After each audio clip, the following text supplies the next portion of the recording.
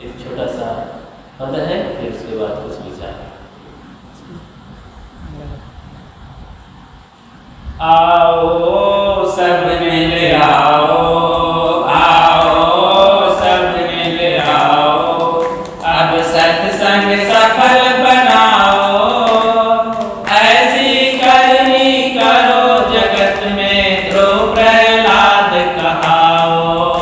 आओ सब मिल आओ, आओ सब मिल आओ, अब सत्संग सफल बनाओ, ऐसी करनी करो जगत में ध्रुव प्रहलाद कहाओ। आओ सब मिल आओ, आओ सब मिल आओ, धर्म हमारा विपत रहा, पाप दिनों दिन पनप रहा, धर्म हमारा विपत रहा, पाप दिनों दिन पनप रहा, हम में तपस्या त्याग नहीं, सदपथ में अनुराग नहीं, हम में तपस्या त्याग नहीं, सदपथ में अनुराग नहीं, वेदों को हम छोड़ चले, कुल मर्यादा तोड़ चले, वेदों को हम छोड़ चले, कुल मर्यादा तोड़ चले, नहीं हवाओं के झोंकों में मत उड़ो, यहीं रुक जाओ, अब सत्संग सफल बनाओ, ऐसी करनी करो जगत में ध्रुव प्रहलाद कहाओ। आओ सब मिल आओ, आओ सब मिल आओ, अब सत्संग सफल बनाओ, ऐसी करनी करो जगत में ध्रुव प्रहलाद कहाओ। आओ सब मिल आओ, बहनों तुम सब सीता हो, तुम्हें तो भगवत गीता हो, बहनों तुम सब सीता हो, तुम्हें तो भगवत गीता हो, सावित्री अनसुईया हो, तुम्हें यशोदा मैया हो, सावित्री अनसुईया हो, तुम्हें यशोदा मैया हो, फैशन में मत बहा करो, नारी धर्म में रहा करो, फैशन में मत बहा करो, नारी धर्म में रहा करो, तुलसी नानक चोर शिवाजी पीरा भी उपजाओ, अब सत्संग सफल बनाओ, ऐसी करनी करो जगत में ध्रुव प्रहलाद कहाओ। आओ सब मिल आओ, आओ सब मिल आओ, अब सत्संग सफल बनाओ, ऐसी करनी करो जगत में ध्रुव प्रहलाद कहाओ। आओ सब मिल आओ, सत्संग का कुछ मोल करो, हम क्या हैं या तौल करो, सत्संग का कुछ मोल करो, हम क्या हैं या तौल करो, काम क्रोध मद लोभ तजो, निस दिन हरि गुण गान करो, काम क्रोध मद लोभ तजो, निस दिन हरि गुण गान करो, कर में अगर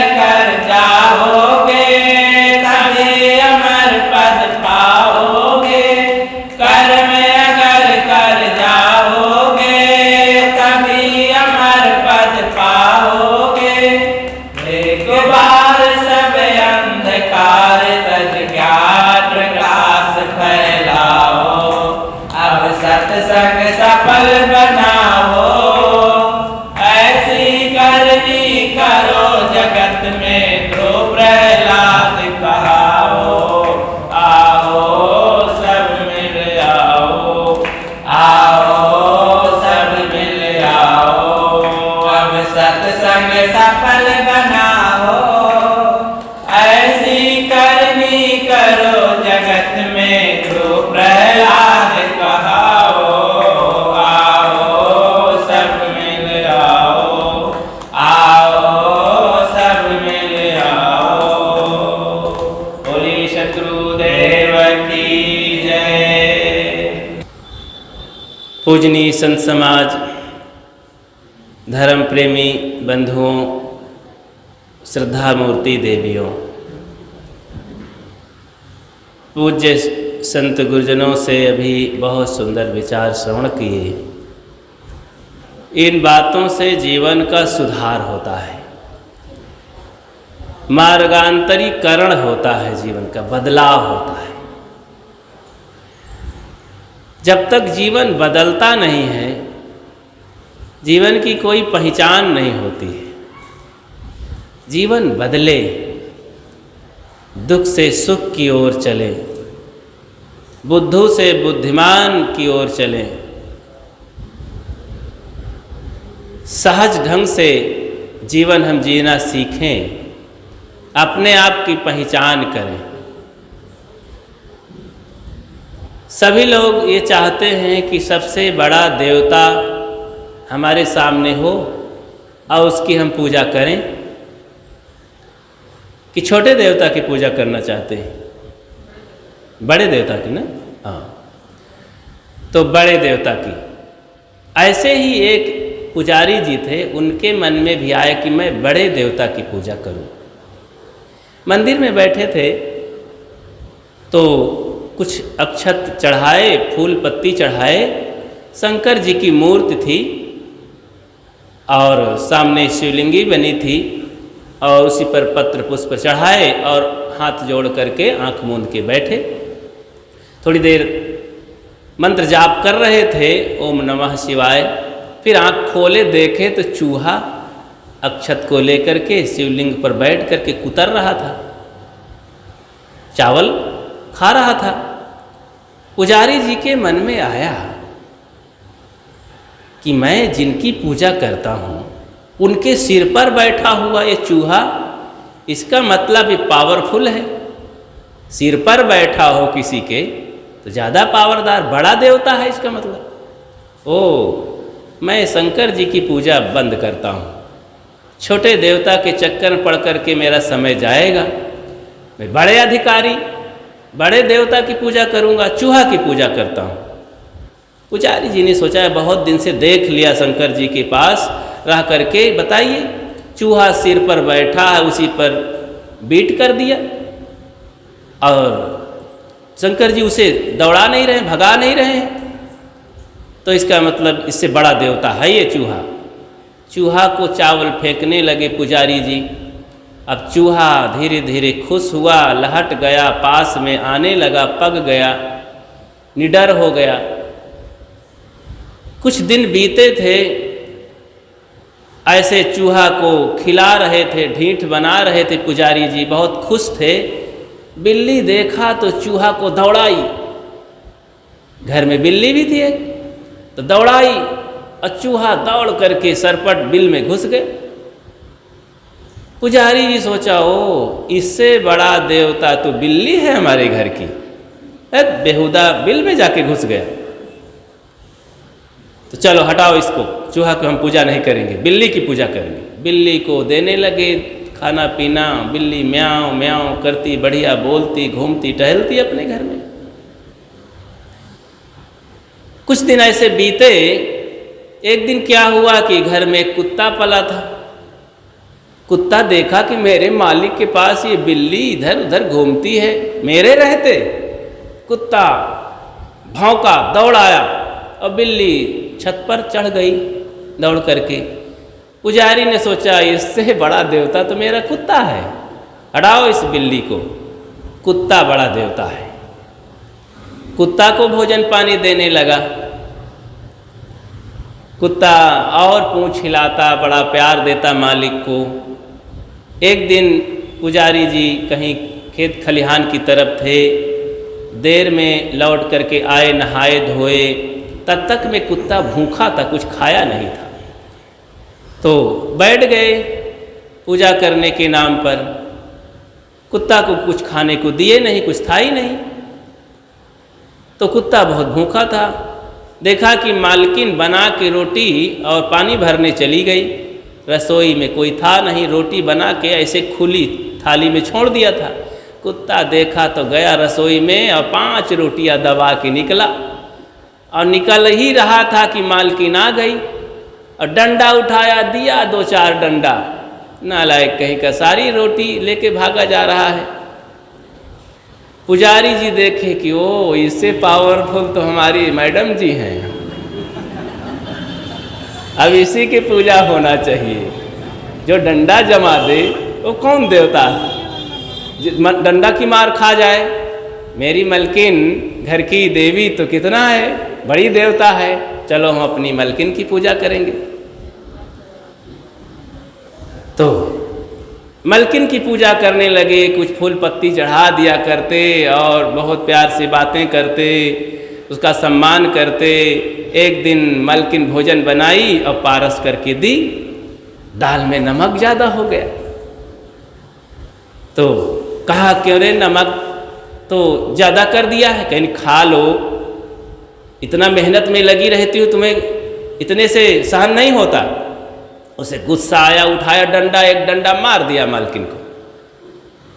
तो मार करके फिर सोचे, अरे मलकिन से तो बड़ा देवता मैं ही खुद हूँ, तो क्यों इधर उधर पूजा करने चलूँ, मैं खुद देवता हूँ। अपने को पाया कि मैं ही तो सबको मान रहा हूँ, जान रहा हूँ, पूजा कर रहा हूँ, छोटा बड़ा मान रहा हूँ। सबसे बड़ा देवता कौन हुआ, मैं हूँ। हृदय बसे ते ही राम न जाना, दिल में खोज दिलहिमा खोजो यह करीमा रामा।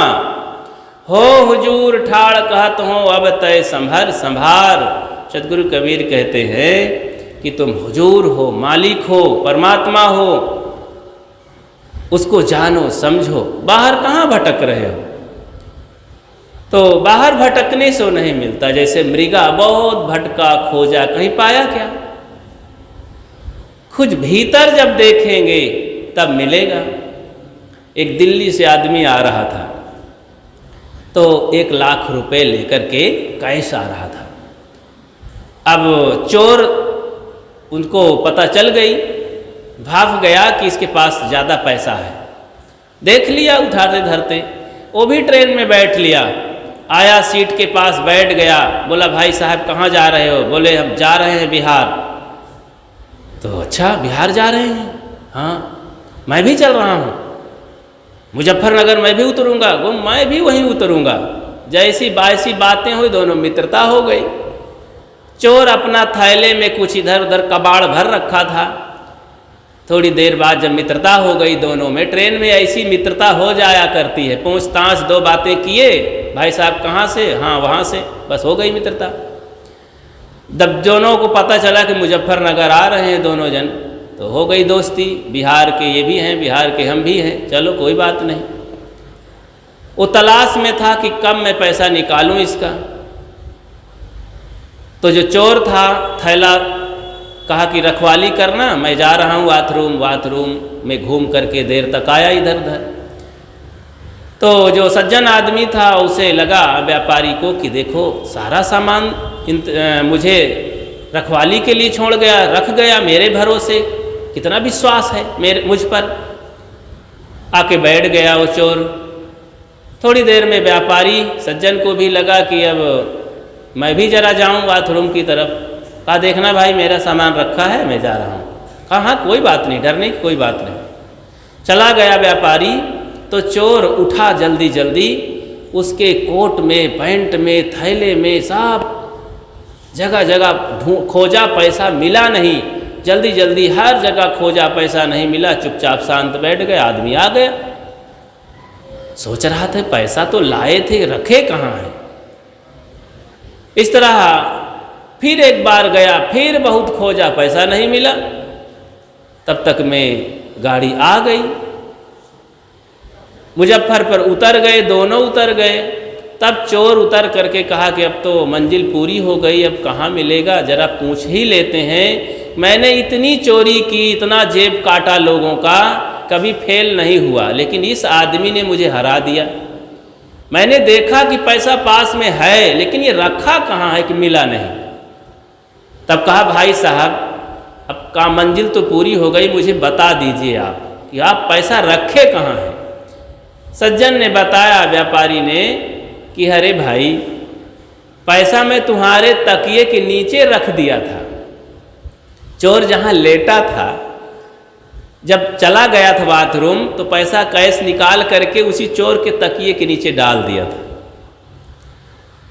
अब चोर ढूंढ रहा था व्यापारी के तकिए के नीचे, कहाँ मिलने वाला है।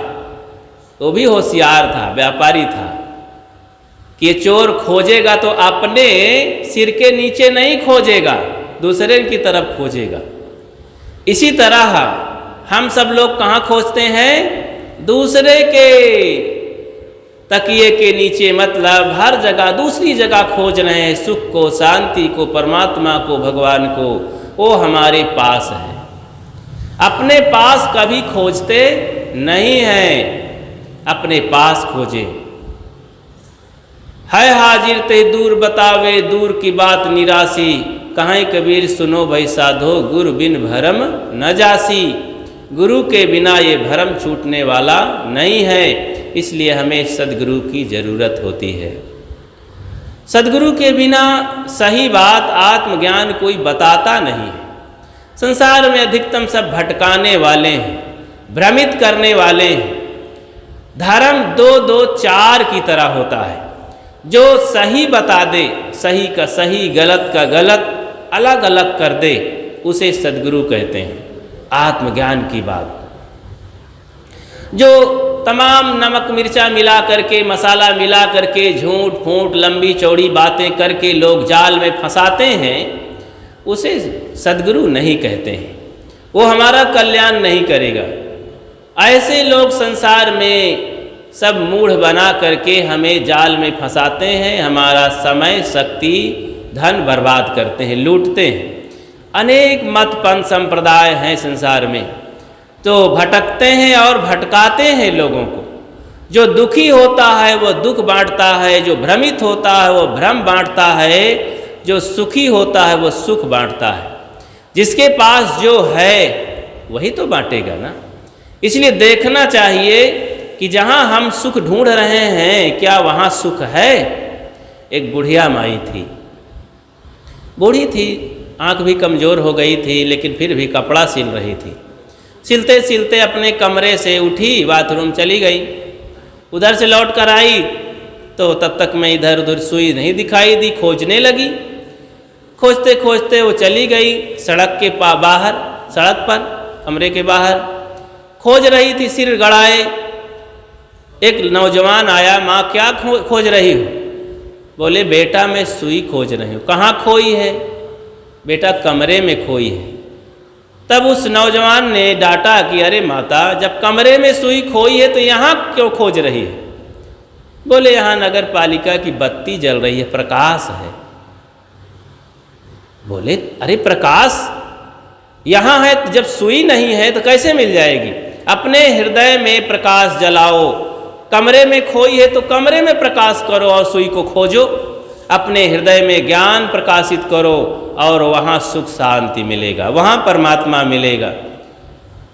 परमात्मा, आत्मा को ही परमात्मा कहते हैं। भगवान राम से लक्ष्मण पूछते हैं कि भैया ईश्वर और जीव में क्या भेद है? जीव ईश में भेद किम? तब बताते हैं बद्ध दशा में जीव कहीं मोक्ष दशा में शिव। लक्ष्मण पूछते हैं कि भैया ये बताइए, मैं देखता हूँ कि भगवान भगवान लोग कहते हैं, ईश्वर ईश्वर कहते हैं, सब जगह खोज रहे हैं, ये क्या है? आखिर जीव और ईश्वर में क्या भेद है? तब भगवान लक्ष्मण राम बताते हैं कि प्रिय भैया लक्ष्मण, केवल इतना भेद है ईश्वर और जीव में कि जब यही जीव अज्ञान में बंधा रहता है, काम क्रोध लोभ मोह लड़ाई झगड़ा माया मोह और इंद्रियों की गुलामी करता है, तो यही जीव कहलाता है, दुख भोगता है। और यही जब इंद्रियों की गुलामी छोड़कर इंद्रियों पर बादशाह हो जाता है, इंद्रिय जीत हो जाता है और दया क्षमाशील संतोष धीर विचार विवेकी हो जाता है, तो यही भगवान हो जाता है। सारे अज्ञान को जब नष्ट कर दिया तो यही भगवान हो गया। भग्न कर दिया वान उसको कहते हैं भगवान। ज्ञान विराग से युत यश अरु धर्म निधान।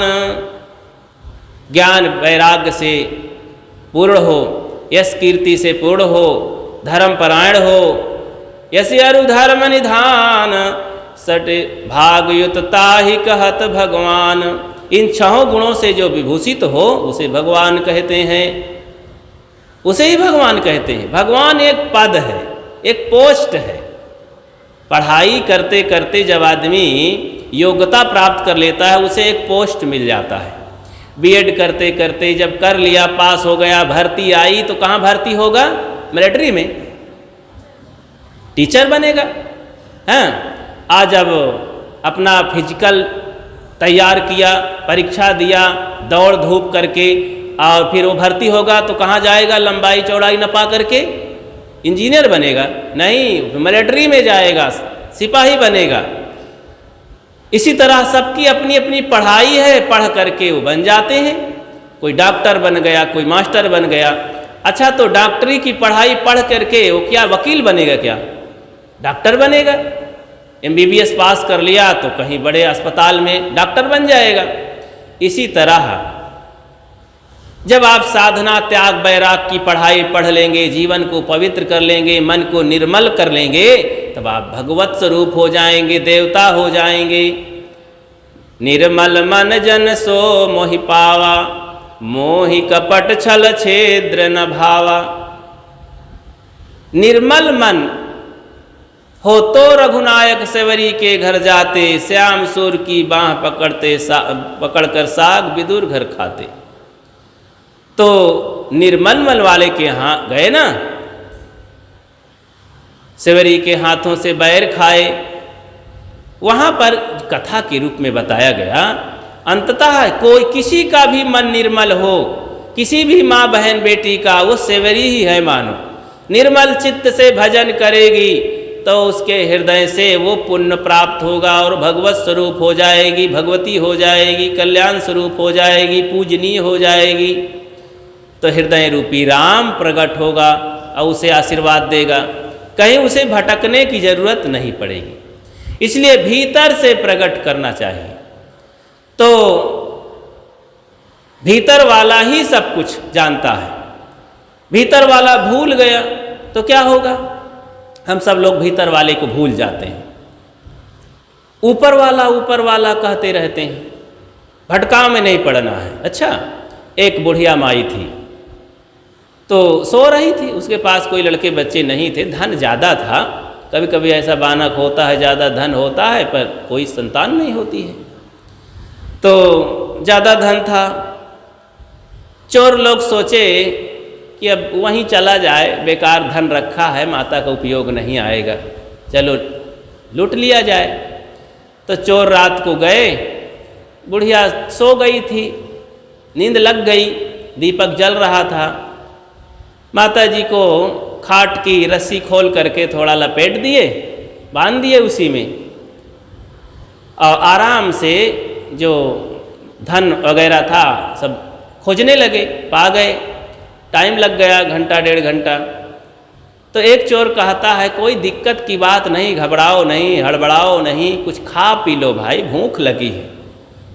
कहें देखो देखो माता जी के यहाँ दूध होगा, अकेले बढ़िया खाती पीती है। दूध पक रहा था, शाम को रख दी थी, आग में पक रहा था मटके में। एक चोर ने कहा, यार दूध गर्म है, इसमें अगर चावल पड़ जाता, चीनी पड़ जाती तो खीर बन जाता। खीर खाते बुढ़िया के यहाँ, मीठी मीठी, तो कितना फल मिलता, धन भी और पेट भी भर जाता, माल टाल दोनों मिल जाता।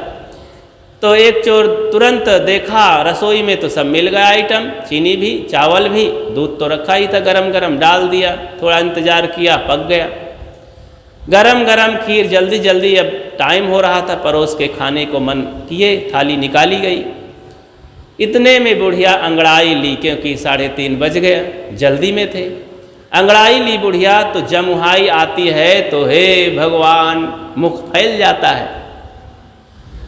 तो चोर लोग सोचे कि बुढ़िया भी मांग रही है बेचारी, एक चम्मच दे ही दिया जाए। तो गरम गरम खीर थाली में परस रहे थे। अब चोर भी जल्दी में थे, गरम गरम खीर मटकी से निकाले और उसके मुख में डाल दिए सीधा। बुढ़िया को कैसा लगा होगा? ऐसा लगा कि खाट समेत लेकर उठ जाएगी,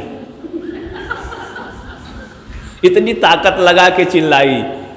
जब चिल्लाई तो पड़ोस के लोग दौड़े, अरे क्या है माता जी क्या है? दौड़ कर आए जब पास में, तो चोर हड़बड़ी में 2 ऊपर चढ़ गए छत पर और 2 हड़बड़ी में नीचे खाट के घुस गए, छिप गए।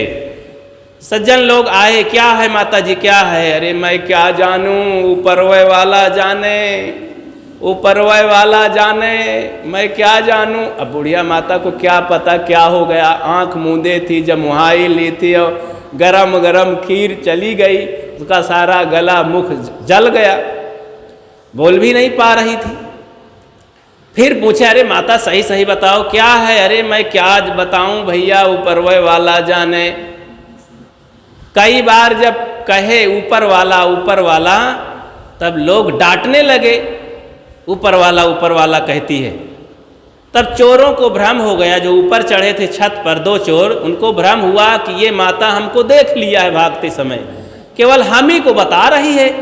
और 2 चोर नीचे घुसे हैं, उनको नहीं बता रही है, हम ही पीटे जाएंगे, वो बच जाएंगे। तो ऊपर से चिल्लाए चोर कि अरे बेहूदी बुढ़िया, वे तुम्हारे बाप नीचे घुसे हैं, 2 चोर, उनको नहीं बता रही, हम ही को, ऊपरवे वाले को बता रही। तब लोग कहे, अरे भाई ये कौन है? तब समझ में आए कि ये तो चोर है, पकड़ो पकड़ो। तो ऊपर वाला भी पकड़ा गया, नीचे वाला भी पकड़ा गया। तो इसी तरह हम ऊपर ऊपर कहते कहते भीतर वाले को भूल जाते हैं। तो भीतर वाले को पकड़ो, ये बोलने वाला चेतन आत्मा राम जब निकल जाएगा तो कोई भगवान देवी देवता, अच्छा तो ये बताओ, भीतर वाला जब निकल जाए तो न सांस लेते बनता है, न मुख में कुछ जाता है, न आँख से दिखाई देता है, न हाथ पैर डोलते हैं, कोई इसको दादा काका मामा कहते नहीं हैं। कहते हैं, सब कहते हैं मिट्टी पड़ी है। तब इससे न पूजा पाठ होता है, न ईश्वर परमात्मा निकलता है, न राम देवी देवता कोई कुछ निकलता है। आदमी न रह जाए इस धरती पर, थोड़ी देर के लिए सोचो कि आदमी न रह जाए तो मंदिर में कौन पाठ पूजा करेंगे, घंटी कौन बजाएंगे? कुत्ता बिल्ली बैल गधा सारे जीव 3 खानी के रहें, केवल मनुष्य समाप्त हो जाए तो मस्जिद में, मंदिर में, गिरजाघर में, गुरुद्वारे में कौन अरदास पाठ पूजा करेंगे, मस्जिद नमाज पढ़ेंगे? ये सारे देवी देवता भगवान भवानी जितना सब बने हैं तमाम तरह के, कुछ रहेगा? आदमी के चलते सब बना है। एक जानवर को, 3 खानी के पशुओं को, पक्षी कीड़े मकोड़े पशु, इन तीनों खानियों के पशुओं को, जानवरों को, जीवों को, इन्हें न मंदिर चाहिए, न भगवान चाहिए, न धर्म कर्म चाहिए, न कोई ग्रंथ चाहिए, न पूजा पाठ चाहिए, न चंदन मंदन, न वेशभूषा, कुछ भी नहीं चाहिए। प्रकृति में जीते हैं। मनुष्य ये सब बवाल खड़ा करता है। उनके लिए देखो, जानवरों के लिए न भूत प्रेत, न झाड़ फूंक है, न छठी है, न तीजा है, न एकादशी है, कुछ है? और मनुष्य ने अपने लिए खड़ा किया। मनुष्य को भ्रम हुआ, भ्रम होने से वो ब्रह्म खड़ा किया, भूत खड़ा किया, छूत खड़ा किया, जात खड़ा किया, न जानी कितना क्या क्या खड़ा किया। सब झूठा है, इससे कुछ होने वाला नहीं। कहीं लिखा है कि भगवान राम गए थे वहाँ और हबुआए थे, मनाए थे, झरवाए फुकवाए थे। सीता जी इस तरह से चढ़ाई थी लड्डू पेड़ा, सीता जी राम के पीछे नाचती रही। हनुमान जी को सुने हो कहीं कि चंदन वंदन लगा करके कहीं ब्रह्मदेव की पूजा कर रहे थे, कहीं झरवाए फुकवाए थे, हाँ टुनहाइनिन के चक्कर में पड़े हैं? कहीं पूजा पाठ करते थे, लड्डू पेड़ा चढ़ाते थे क्या? हनुमान जी देखो सेवा करते थे, सेवा अपने कर्मों को ठीक करते थे। आपन तेज संभारो आपे तीनों लोग हाँकते कांपे, हनुमान चालीसा पढ़ते हैं ना। तो अपन तेज का है, अपना तेज अपने मन इंद्रियों को ठीक करो, वश में करो, कर्मों को ठीक करो, बस फिर कोई सामने आने वाला नहीं है, कोई दुख देने वाला हमको नहीं है। अपने कर्म को सुधारोगे भाई, तुम पर जुर्म है न ईश्वर खुदाई। अपने कर्मों को ठीक कर लेने के बाद कोई हमको जुर्म देने वाला संसार में नहीं है, और अपने कर्मों को बिगाड़ करके कोई हमको सुख देने वाला नहीं। ये भी बात है, कितना भी पूजा पाठ करें कुछ होने वाला नहीं, सब झूठ हो जाएगा। ये सब आदमी अपने से बना लेते हैं, भ्रम बस तमाम तरह के पूजा पद्धति वो सब खड़ा कर लेते हैं अपने मन में जो आया। कौन संप्रदाय महापुरुषों के नाम से खड़ा हो गया, सब चलने लगे। तो असली धर्म है दया क्षमा शील संतोष धीर विचार, ये धर्म है।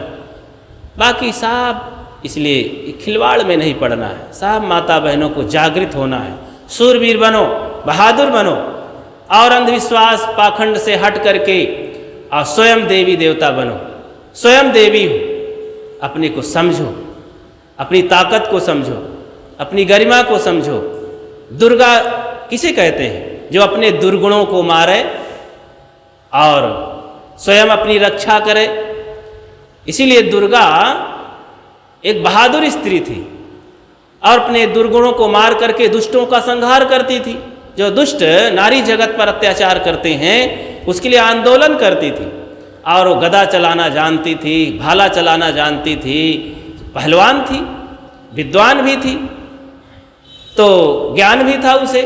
तो ऐसी कोई स्त्री है, दुर्गा है, सरस्वती है।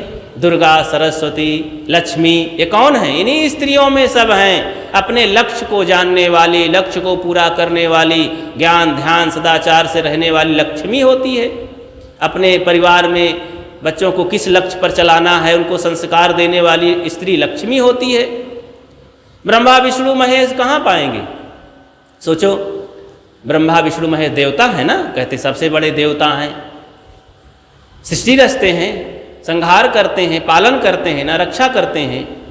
अब शंकर जी का खोजे जी है तो कहाँ मिले हैं? कैलाश पर्वत पर। अब इतना दूर के लिए पैसा इकट्ठा करो, बहुत महीनन जाओ, चीन जाओ तब कैलाश पर्वत पर पहुँचोगे। और ब्रह्मा जी को अब राजस्थान जाओ, पुष्कर में एक मंदिर है, वहीं ब्रह्मा जी बैठे हैं। विष्णु जी क्षीर सागर में। इतनी लंबी यात्रा करने के बाद तीनों का दर्शन हो कि ना हो पता नहीं, हमको तो नहीं हुआ आज तक। गए खोजे, वहाँ भी पुष्कर में भी मंदिर है।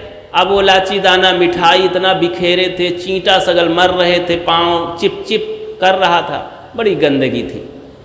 ब्रह्मा जी बैठे, कोई पूछने वाला नहीं। और पुराण में पढ़ते हैं तो ब्रह्मा जी चरित्रहीन भी पाए जाते हैं। बताते हैं कि अपनी बेटी पर ही कुदृष्टि कर लिए थे। तो ऐसे लोग थे देवता, लेकिन चलो कहते हैं सृष्टि की रचना करते हैं। तो ब्रह्मा जी को वहाँ खोजने जाओगे, शंकर जी को वहाँ, क्षीर सागर विष्णु जी को, भाई वो हमरे समझ में नहीं आता है। यहीं पर ब्रह्मा विष्णु महेश माँ बाप होते हैं। अच्छा, माँ बाप मिलकर के बच्चे का जन्म देते हैं कि नहीं? बच्चे का पालन करते हैं, वही विष्णु हैं। जन्म दे दिए, ब्रह्मा हो गए, सृष्टि रच दिए। पालन पोषण कर दिए, विष्णु भगवान हो गए। और उनके सारे अज्ञान दुर्गुणों को नष्ट कर दिए, सद्ज्ञान भर दिए, शंकर जी हो गए। तो ब्रह्मा विष्णु महेश आप ही हैं, कहाँ भटकोगे इधर उधर? प्रत्यक्ष ब्रह्मा विष्णु महेश माता पिता होते, इसलिए माता पिता की पूजा सेवा सम्मान होना चाहिए। ये अपने बच्चों को पढ़ाना चाहिए। ऐसा पाठ बच्चों को जब पढ़ाओगे तब वो सूरवीर बनेंगे। आप लोग भटकाते रहते हैं, बेटा वहाँ पर पानी डाल देना, वहाँ पर सिर झुका देना, वहाँ पर पूजा कर लेना। वो बेचारा भटकता रहता है, पढ़ लिख करके भी कहाँ कहाँ माथा पटकता है, सही जगह पहुँचता ही नहीं है। आप ही लोग भटका देते हैं। संसार में सब भटकाने वाले ऐसे हो जाते हैं। कहीं दूर आप ही भूत प्रेत सिखा दिए हैं अपने बच्चों को, और तमाम तरह की पूजा पद्धति में फंसा दिए हैं। सही पाठ मिला नहीं, क्योंकि सदगुरु के पास गए नहीं, ना बूढ़े बुजुर्ग गए, ना लड़के बच्चे जाते हैं। आज का जो वैज्ञानिक युग है, विज्ञान का, शिक्षा का युग है, सब पढ़ पढ़ करके खूब विटामिन के चक्कर में आज का जो कल्चर, जो समाज खान पान से गंदा हुआ है, इंसान नहीं रह गए हैं, शैतान सब हो गए हैं। इतना तो जानवर नहीं बिगड़ा है, कुत्ता बिल्ली, इतना आदमी बिगड़ गया है। तो इस पर प्रयास करना चाहिए, मेहनत करो, अपने बच्चों को स्वयं जगाओ, मेहनत करके और स्वयं जागो। बूढ़े बुजुर्गों का काम है, कहते हैं बुढ़ापे में भजन करना चाहिए। बचपन में नहीं भजन हो सका तो जवानी में करना चाहिए, जवानी में नहीं हो सका तो कोई बात नहीं। कहते हैं सुबह का भूला शाम को आ जाए तो भूला नहीं कहा जाता, खोया हुआ नहीं कहा जाता। शाम को मतलब बुढ़ापे में ही सही संतों गुरुजनों का ज्ञान विचार ले करके भक्ति भजन करके बच्चों को एक विरासत तो दे ही जाना चाहिए।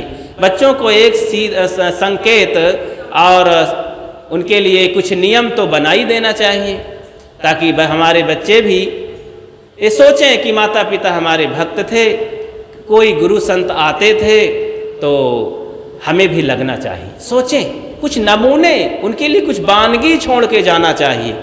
जैसे आप धन छोड़ जाते हैं, घर बनवा देते हैं, जमीन लिखवा देते हैं, तो ऐसे बेटी बेटा के लिए अपनी विरासत में ये भक्ति भजन छोड़ना चाहिए। ये महाधन है। कमा के दे देना सरल है, लेकिन स्वयं कमाने की बुद्धि सिखा देना, स्वयं अपने बलबूते वो खड़े हो जाएं, कमा के खाएं, हमारी कोई ज़रूरत ना समझें, तो ये अच्छी बात है।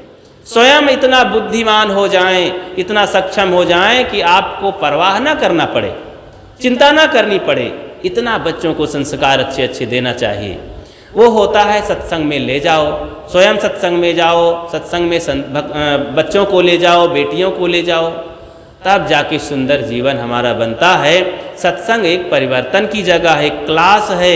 यहाँ जीवन के फार्मूले बताए जाते हैं, कैसे जिंदगी जीना चाहिए। इस कला को जाने बिना संसार के लोग सब विकल हैं, भूले हुए हैं, दुख भोग रहे हैं और सब जगह सुख की तलाश कर रहे हैं, सही जगह नहीं पहुँचते हैं। तलाशते तलाशते शरीर छूट जाता है, तो शिकायत करते करते जीते हैं, पछताते पछताते फिर मर जाते हैं। हाय हमको नहीं मिला, हाय हमको नहीं मिला, हाय हमको नहीं मिला।